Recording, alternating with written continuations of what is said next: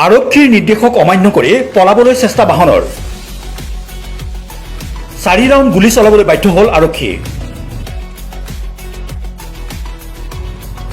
চোৰাং গৰু অনাৰ সন্দেহ কৰিছিল আৰক্ষীয়ে, কিন্তু ওলাল আলুৰ বস্তা। গোলোকগঞ্জৰ আগমনিত পিকআপ ভানলৈ আৰক্ষীৰ 4 ৰাউণ্ড গুলীচালনা। চোৰাং গৰু সৰবৰাহৰ সন্দেহত AS01 LC 1389 নম্বৰৰ পিকআপ ভানলৈ গুলীচালনা। আগমনি আৰক্ষীয়ে খেদি খেদি পিকআপ ভান জব্দ কৰাৰ লগতে চালক হেণ্ডিমেনক আটক কৰে।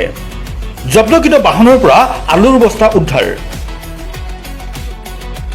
বাহনখনৰ চালক আৰু হেণ্ডিমেন ক্ৰমে নেকিবুৰ চৰকাৰ আৰু এনামুল হকক আটক কৰি জেৰা অব্যাহত ৰাখিছে। বাহনখনে চোৰাং গৰু কুঁহিয়াৰ সন্দেহত আৰক্ষীয়ে ৰখাবলৈ নিৰ্দেশ দিয়ে যদিও চালকে পৰিবহণ বিভাগৰ সন্দেহত পলায়নৰ চেষ্টা চলায়। আৰক্ষীয়ে বাহনখনলৈ 4 ৰাউণ্ড গুলীচালনা কৰে। আৰক্ষীয়ে খেদি খেদি আগমনি কলেজ ৰোডত বাহনখন জব্দ কৰে। বাহনখনত তালাচী চলাই কেইবা কুইণ্টল আলু জব্দ কৰে।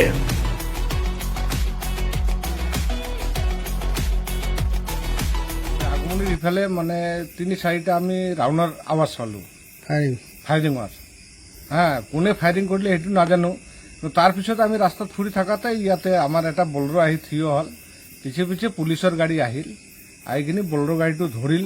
ধৰাৰ পিছত সিহঁতৰ চালে বোলে ইয়াতে কি গাড়ীখনত আলুৰ বস্তা আছে, আৰু পুলিচ কেনে ফায়াৰ কৰিল না কৰিল সেইটো আমি নাজানো। ফায়াৰিং কৰিছে মানে 3-4 ৰাউণ্ড কৰিছে ফায়াৰখিনি।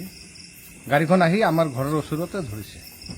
এনে সিহঁতৰ পুলিচে সন্দেহ কৰিছে যে গৰু গাড়ী বুলি, কিন্তু তাৰপিছত ইয়াতে গাড়ীখন খুলি চেক কৰিলে, চেক কৰাৰ পিছত পালে কি যে আলু আছে বুলি। তাৰপিছত গাড়ীখন থানাত লৈ গৈছে। ভিডিঅ' জাৰ্নেলিষ্ট সুজয় মামলাৰ সহযোগত ষ্টাফ ৰিপৰ্টাৰ কৌশিক দে ৰিপৰ্ট ইউনিভাৰ্চেল নিউজ।